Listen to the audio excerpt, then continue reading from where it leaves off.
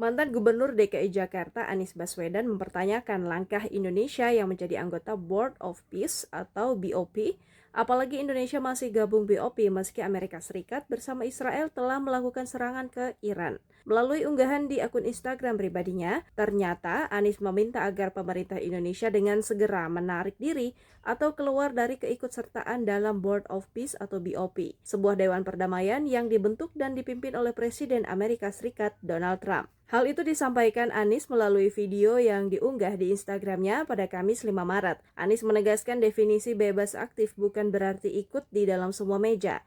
Namun politik bebas aktif yakni bergabung ke organisasi dunia ketika memang selaras dengan prinsip negara. Anies tak segan memberi kritik tajam soal langkah Presiden dan mempertanyakan komitmen bangsa terhadap perdamaian dunia yang adil. Keikutsertaan Indonesia dalam Board of Peace yang dibentuk dan dipimpin seumur hidup oleh Presiden Amerika Serikat Donald Trump menimbulkan satu pertanyaan yang mengganggu. Apakah ini benar-benar jalan untuk perdamaian yang adil atau kita sedang ikut melegitimasi ketidakadilan yang selama ini kita kecam?